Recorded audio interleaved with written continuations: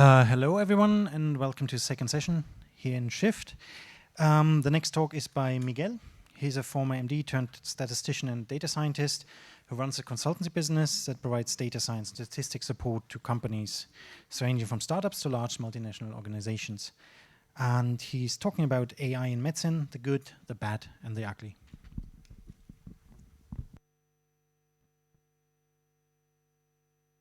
Good morning, everyone. Well, first, it's great to be here. Finally, an in-person event, actually see people and feel the crowd. And I'm really happy to be sharing with you some thoughts about a topic that I'm really passionate about, which is AI in medicine. You will notice that I changed the title slightly to the ugly, the bad, and the good, because, well, the way I see it, AI in medicine started with the ugly, then moved on to the bad, and hopefully now, now we're at the good, and hopefully we will soon be at the mind-blowing, amazing, paradigm-shifting, whatever you want to think, and it will change medicine for good, and hopefully with the contribution of all of us. So let's start off with the ugly. And to start off with the ugly, I wanted to talk about stuff that I've done, which was not great, and sort of analyze why it wasn't great and why it didn't work, or why we should have seen beforehand why it didn't work. And an example here is predicting cancer survival using gene expression data. Well, I mean, it's a noble cause, right? We know that cancer is caused by mutations. Mutations change gene expression, and currently there's a lot of public data available, so you can literally go online to something like the Cancer Genome Atlas, and I mean, while sitting here, you can download some, say, colon cancer data set, and you can start playing with it. It's really, really that simple. And so this is what we had. We had a bunch of gene expression levels for multiple genes. So this is our matrix, and we had our patient ID. So each row is essentially a patient with a vector corresponding to the gene expression levels, and we can do something like, okay, let's assess a binary outcome like 2-year or 5-year survival, or you can even go slightly fancier and do something like time to event, like a survival analysis where you're analyzing something like death. And in these data sets, you always have something like overall survival, or you can have slightly better outcomes like progression-free survival or disease-free survival. And yeah, you build your model. You can do whatever you want. You can do, say, regularized regression. And I'm saying regularized because usually these, there's lots of genes, so the number of genes can go up to, say, 30,000 if you're doing like a whole genome sequencing panel. And you usually don't have that many patients, as you can imagine. You have, say, thousands when you're lucky. If you have 10,000, you're really, really lucky. And yeah, so this was what I thought was a very interesting idea, very interesting project, even though the main goal was not necessarily to put this in a clinic as predicting survival. The gist of the story is that it doesn't work. Very, very plainly, it just doesn't work. If you go and you can do this, you can do all the hyperparameter tuning you want, and you can split your data, you can cut it in half, you can do whatever you want. You can use different models, you can do the regularized regression, random forests, you can do your neural network, and yeah, your AUCs are like 51%. Your accuracy is just above random, and that's what happens. And then you start wondering, well, why is this not working, right? I mean, you should think that mutations cause cancer, and mutations change gene expression, so gene expression should, and we know that mutations affect survival as well. So why is this not working?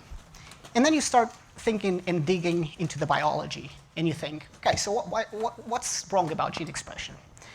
And then you start reading some things, and one of those things is, well, our gene expression changes a lot. So my gene expression now is at a certain level while I'm here in front of all of you. Then I'll get out of here and I'll go have lunch, and then my average gene expression levels will change because I had lunch and my body reacts to it. Then I go to sleep, my gene expression levels change again. And that not only happens on a daily basis, like a circadian rhythm, but it also changes, like, for example, throughout the year because of seasons.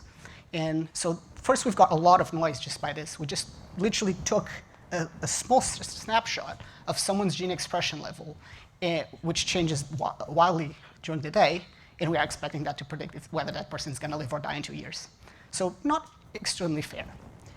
And the other point is, have we considered whether we have enough information? Does gene expression explain everything?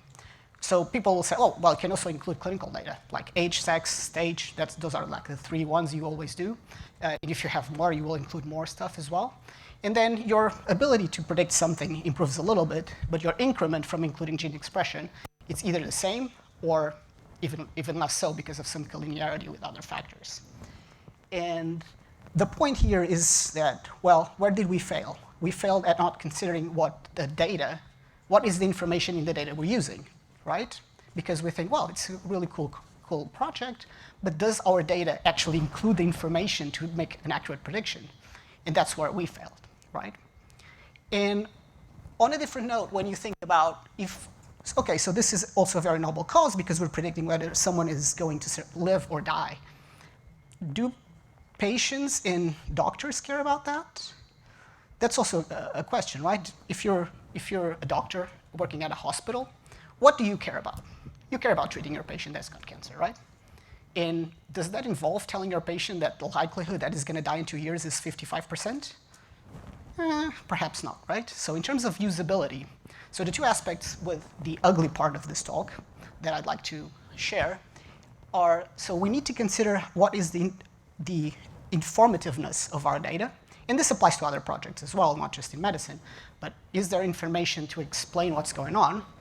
And can you imagine that you're basically taking a small snapshot of someone's gene expression and you're trying to predict overall survival. So that includes people that just went outside and were ran over by a bus. That's not just disease-free survivals in many cases. And the other thing is this going to be useful if I want to put it in a hospital? Perhaps not. So that is one of the things where AI, and even though we've got some very interesting models, some of which perform well, sometimes forgets is this useful? Does this help treat patients in the end? Even though, yeah, I can predict something very well or not.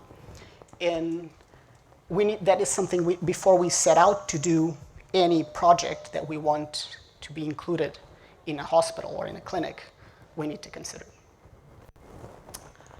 Okay, so my example was ugly, but now let's go to the bad, right? So things start improving, fortunately, but I want to give an example, and I think in a talk about AI in medicine, we could not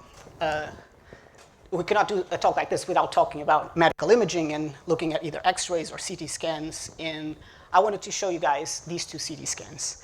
And regardless of whether there are radiologists in the room, I think pretty much everyone can tell that there's something wrong with these 2. Does everyone agree with that? Right. Yeah, that's good.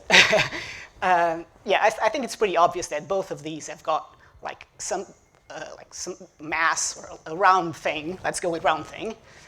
In the right lung, more or less in the middle, upper lobe of the right lung. Any guesses what these people have? So they're not the same person. They're 2 just X-rays that I got from papers online. Any guesses? Anyone want to take a chance? Blood clot. Sorry? Blood clot. Yeah, it could be a blood cloth, but a blood cloth would probably give you a different shape, wouldn't be a fully round one, because that would affect the circulation of like one of the lobes or the smaller units in the lung. Other guesses? A tumor? Mine looked like that when I had pneumonia. Yeah, that's a good point. Yeah, exactly. So one of the things is we look at these 2, and you can imagine that both us or an AI model or a radiologist, just by looking at these, would say, well, these 2 people have the same problem. They're almost identical, right? Well, I can tell you that the diagnoses are completely different. And one thing that sometimes we fail when we're building AI models, and which is something that doctors always have, is context. So if I am a convolutional neural network who's just blindly looking at these images without any context whatsoever, I will say, potentially, that these 2 are the same thing. For example, it could be cancer, right? Because, well, they're really similar. And however, if I am a doctor at the A&E where I have a patient that comes in, let's say a 22-year-old male called John, who is otherwise healthy. So he does sports, runs, plays football. And he comes in because for the past 3 days, he developed some cough, some sputum. Now he's got a fever, like 39 degrees. And he went to the hospital because, well, he doesn't feel well, which is fair, right? So someone pointed out that it could be something that's what actually is in the case of John. What would that be? What do you think that is? Do you think it's cancer? Not in this case. COVID would be something like full in the 2 lungs in both of them. But it's a pneumonia, bacterial. And usually when it does that round thing, it's usually a bacterial pneumonia rather than a viral pneumonia. And yeah, so that's the context that we're sometimes failing to see. On the other hand, now let's imagine we have Oliver. And Oliver is a 55-year-old male that went to the GP because his wife told him to go to the GP. He smoked 2 packs of cigarettes roughly for the past 30 years. And he feels a bit tired, but otherwise fine. He's getting old. And the GP orders some general tests, and including a chest X-ray because he's a heavy smoker. And this is what the GP finds. I think that's pretty obvious what Oliver has, right? Because Oliver doesn't have a fever, he's just his normal self. So this is one example that I feel that sometimes we fail at when we're building our models. We forget about context. We look at the images and just feel that our models will easily predict what's going on. But they lack context. And that context can be recorded. You can record things like age, sex, body temperature, because all the data that I gave you about these patients, you can record.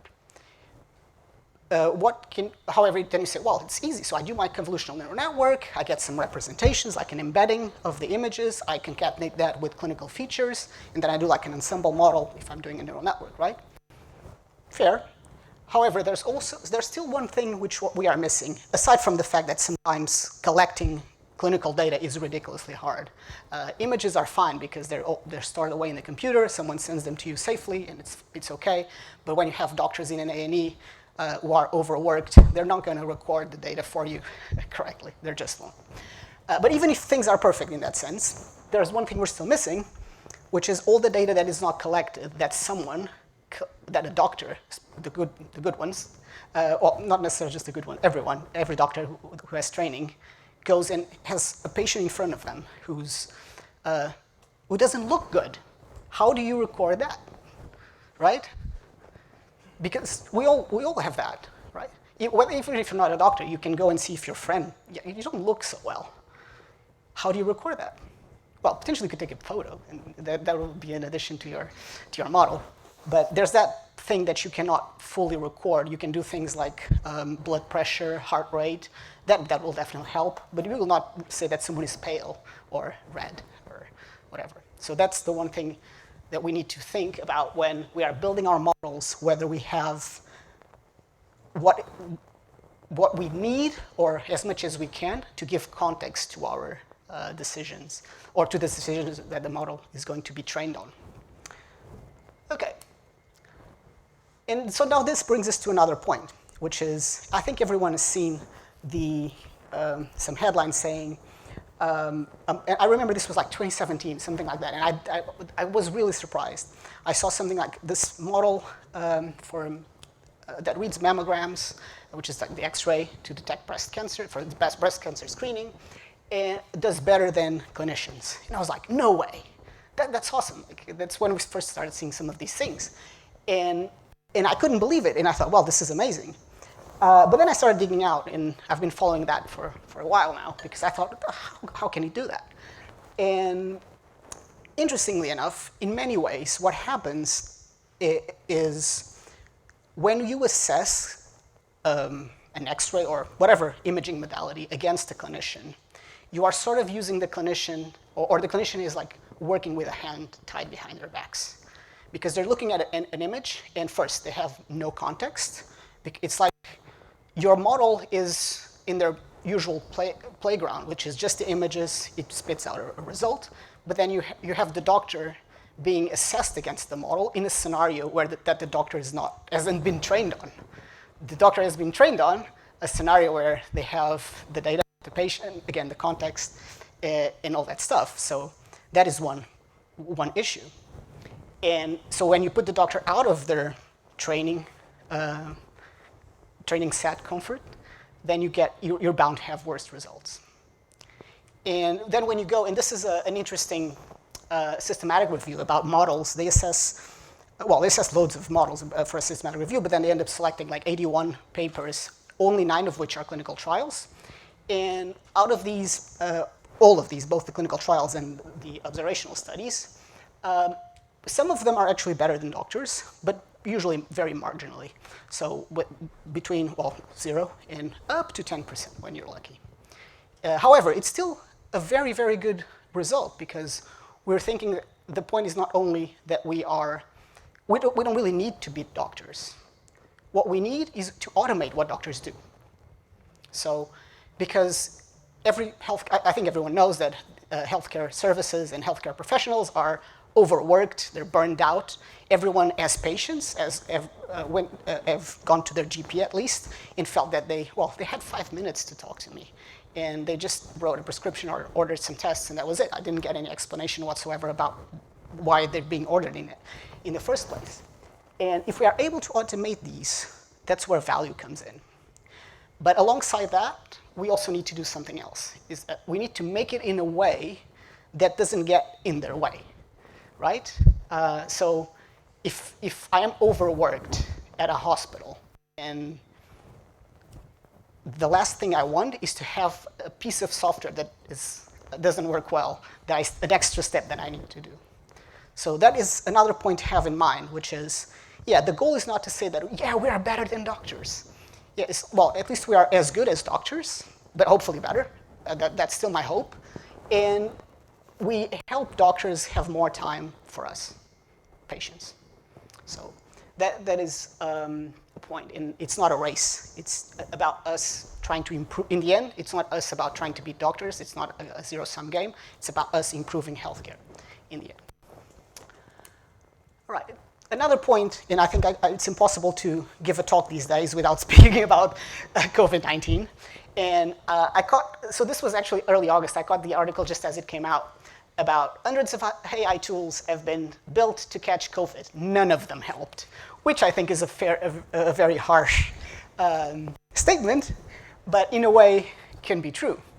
And the first reason, but I wanted to analyze why are they making such a harsh statement, and if you guys agree with that or not.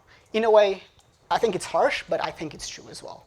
Because I remember in the first months of the pandemic, reading lots of things about a team from University X or from Institute Y is building a model to read chest X-rays to detect whether someone has COVID-19, whether to detect severity of disease, and they claim that they had very good accuracy and all of that. But then the few that were deployed in the clinic were either cumbersome, so people didn't want to deal with them, number one. We're not adding information, number two. And number three, they were not generalizable. So they literally didn't work aside from their training sets. And this is something that is bound to happen when you have data sets that you've compiled while rushing during a pandemic because you want to produce results as fast as possible. And also because you just got a training set, even if you have a few thousand images, the likelihood that it's going to work in the X-ray machine that's sitting in the other side of the world, so imagine India, presumably some hospitals having less modern X-ray machines. Are you expecting that to necessarily work in that case? So it's like, I can give you a photo with my super duper iPhone camera that just came out, or I can give you a photo from like a Nokia, like those old Nokias, the first ones with cameras. It's not going to look as good, right? And your model is not going to work as good, right? So that was one of the issues. However, there is something very positive about this. We've done every mistake in the book right now, I guess. I mean, in the past 18 months, we've had the chance to build all the models, especially with imaging in this case, but also using clinical data and laboratory data to predict whether someone needs intensive care or not. And now we've learned from that, right? So which is also an opportunity. Now you know everything you shouldn't do. And that tells us, okay, so how can we make this in a way that's actually useful and is going to have an impact? And I think that, this is a short article, and it's not like a scientific one that takes a long time to read, so I encourage you to go through this one. Yeah, so now let's go to the good, because this is not all bad, obviously. And one thing that recently came out, and this was just roughly a couple months ago, is that the FDA authorized software to help identify prostate cancer, which is, in pathology, the first software tool that's ever been approved as a diagnostic companion. So this doesn't do decisions on its own. It helps doctors make decisions. So if you are a pathologist, you get a prostate biopsy, and you want to tell if that's cancer or not, you will go, you get your slide, you go to your microscope, you look at it, and you're like, not so sure. And one thing you can do is you can send that slide, or you can ask for a colleague's help if you have one, or you need to mail that slide or a scan of that slide to the hospital that your hospital works with, and to have another doctor look at it, which is not only time-consuming, but also expensive, potentially, right? And what this does is it does the work of that second doctor, where, okay, I'm not so sure if this is cancer or not, and I'm going to ask. It's a software that's called Page Prostate, and from a company called plaindata.ai, and it helps you define whether, or helps you clarify whether that's cancer or not. And in more detail, so this was done in a study with 16 pathologists that examined 500 prostate biopsies, and a third of which had cancer, 2/3 didn't have cancer, as the truth set. And they analyzed these slides both before. So they analyzed the slides without the help and with the help. And they did it in different orders so that you don't get confounding due to that. And it improved diagnosis in around 7.3% of the cases. So you are getting a better yield of diagnosis of prostate cancer. So yeah, it's not about, in this particular case, it's not about are we better than doctors or not. It's we are helping doctors do something. And that's the way we need to think about it. It's a marginal improvement, yes, but it's also something that we've got this software which we can deploy in many other places. And so the cost of this is relatively low. Even though you might say, yeah, it's a small improvement, but with such a low cost, it's worthwhile. And so this shows that we are getting there. It's not like we are that everything is bad and nothing works. Things are starting to work, and that's the direction we should go, especially now that we've done all the mistakes. So there's really no excuse not to do it right. However, one thing that this software does as well is it does a recommendation. It says, yeah, I think it's cancer. And then you can do, and it also gives you like a heat map and points to you in the image where the bits of the image that it used to give its prediction. And this touches on the point of explainable AI, which is one thing that pretty much every, at least review article about AI tells that, oh, AI models are a black box, and everyone needs to work towards explainable AI, and because otherwise we cannot use AI, something a bit extreme like that. I happen to be of the opposite view, because, and this is a publication that touches on that point, where that explainable AI might not be the way to go, and that instead of us bending ourselves over backwards to provide doctors with an explanation for why this model works, our goal as data scientists should be to educate people about the sort of models we use and say, well, there's not really an explainability to it. We can explain what's the model, we can explain what it does, but sometimes there's not really a thing that we can explain by when you do a regression model and you see your beta is 0.5, that increases the outcome by 0.5 units, given an increment in the predictor. And these authors claim a very interesting thing, which is, first, it leads to confirmation bias. So if in X-rays, your model is highlighting the ball in the lung, you're like, yeah, that's right, you did it good. But then if your model tells you the exact correct diagnosis, but it's highlighting something else that doesn't really matter, they're like, well, the model doesn't work. So that's point number one. The point number two is, well, there's also not a way to assess the performance of these explainability tools. That's something people don't usually address. And it also adds an additional problem. Even if you're measuring performance, you've got more uncertainty in your model. So you've got the uncertainty around your model performance, and then you've got uncertainty about whether it explains your problem or not. And if the goal is we want to beat doctors, which I don't see necessarily as the case, but if it is, why would there be an explainability? If you want to beat doctors at a radiologist looking at an image, then it means that you are finding something that they are not able to find, meaning it might not be explainable by just putting some colors on top of your image, right? So that's where we should work. That's the point we should work on, which is not trying to find SHAP values to explain which features are predicting, because these models are so complex that we just cannot fully explain them. And that's what we need to, what I think we need to work on. Okay, so just to finish off, so we've done the ugly, the bad, and the good. And I'd just like to give you a perspective of what the future is. In my opinion, the future sort of looks like this.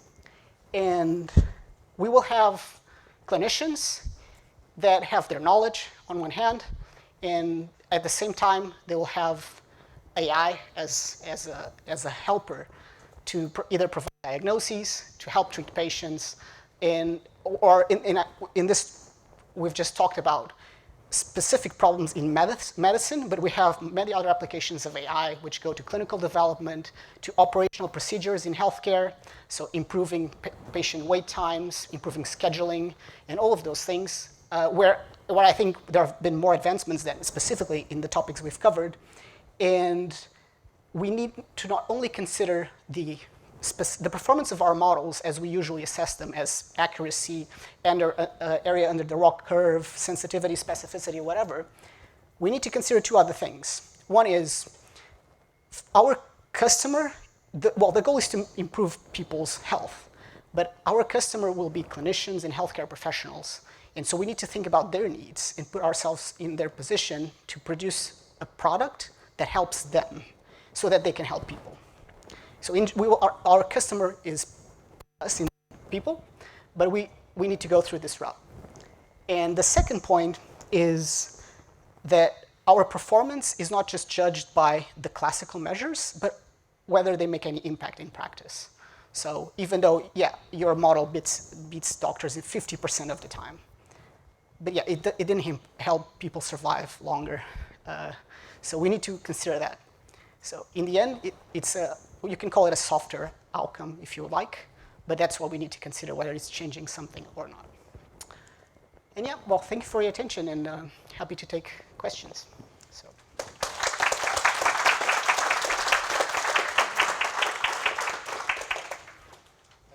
Thank you, Miguel, for that rather interesting talk. Are there any questions? I'm going to come around and hold the microphone in front of your face. If you're in the middle and I can't reach you, it would be great if you could just repeat the question. Yeah. Okay. Are there any questions? No one? Okay. No. Start here because I can get there. Thanks for the presentation. So I have a question about explainability of models. Yep. So I think it's kind of possible that even if you have a good performance of the model, right, you may see that if you, let's say, change some X, and the predictions change in a direction you don't really expect according to the science, it won't be really like trustworthy model, especially by regulators.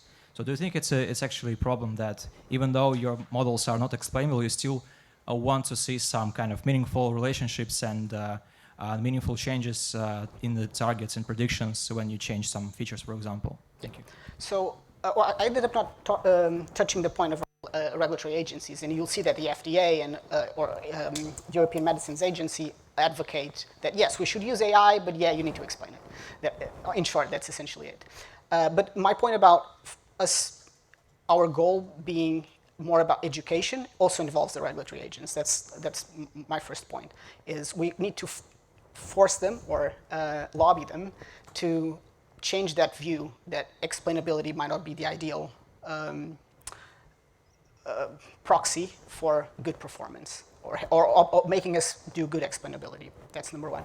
And number two is, let me see if I can forget your point. It's that when we are striving for explainability, we need to make sure it's something that is not just confirming our thoughts or sort of say, if it contradicts, what do we do? So if we want to go into explainability, we should also be very scientific about it and not just say that, yeah, oh, it makes sense. Because that's usually what happens with explainability, right? You say, oh, this feature, yeah, it makes sense that it's coming up as an important feature. But if you want to do proper explainability, like everything, you should also be more scientific about that and do it in a more objective manner and more scientific, and also assess the performance of your explainability, if this is not too convoluted, pun intended.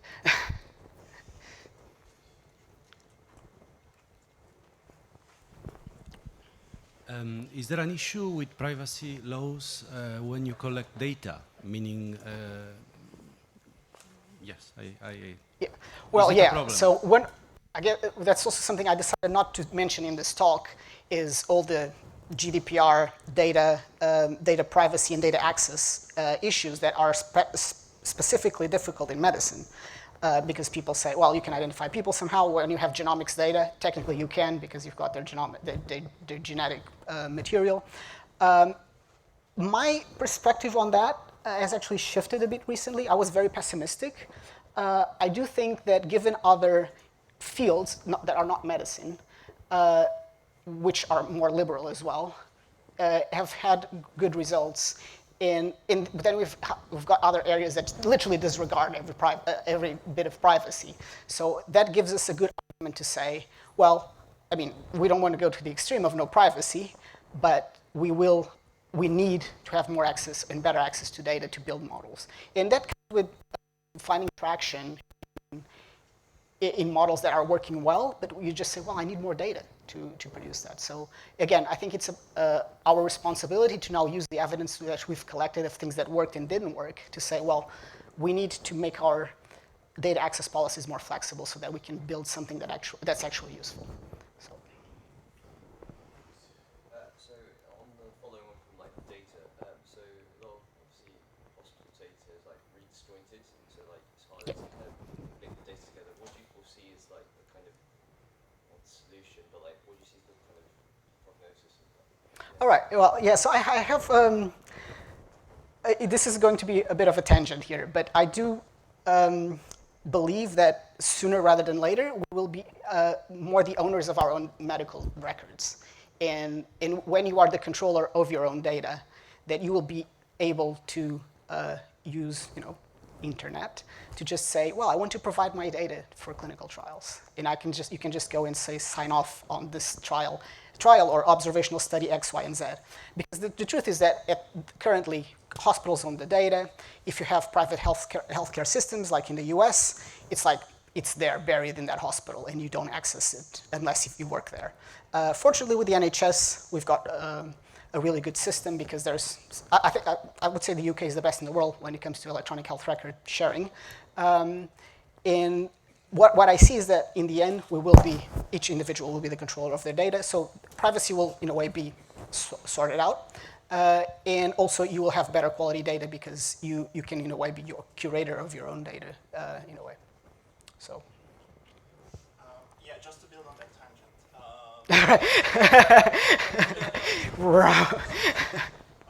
Was a great talk, thank you. And Thanks. And I'm all for innovation, especially in healthcare systems. I think it needs it.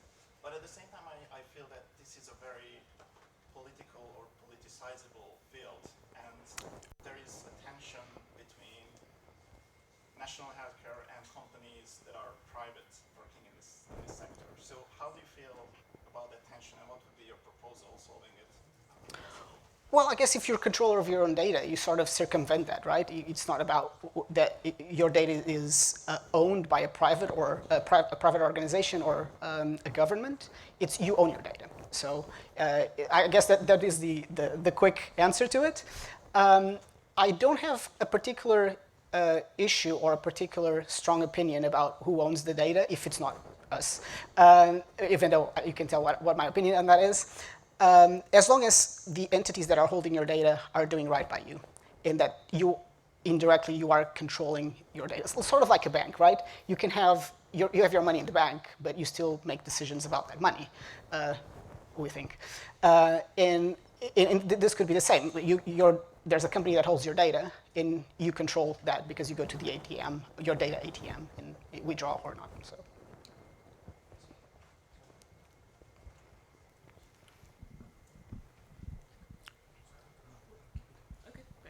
Hi, I was wondering if you could say what your opinion was of the kind of current status of and prospects for interactions between data scientists and clinicians in terms of kind of planning routes forwards for how AI is going to help in public health. Yeah. Oh, well, that's a question that I really like. So first, thank you. And in fact, part of the reason why I wanted to share this information with you is because I feel that there needs to be more crosstalk between data scientists and clinicians. I think that there is definitely openness on both sides. So everyone wants, so us as data scientists, we want to know their perspective because we want to build stuff that's useful. And at the same time, they're working way too much. So they could give a break. They would like a break, right? The one thing which I haven't quite worked out yet is how to do that. That's the one thing, because we've got events like this where everyone's a data scientist, or for the most part. I'm not sure if there are any doctors in the room. And we need to find a place where it's not just doctors that go to their field conferences in pneumology or whatever, in places where data scientists are. That's the one thing I have to admit I haven't quite figured out, but it's something that we all should be striving for. And I can tell you that from experience, doctors are very open to this sort of interaction. So.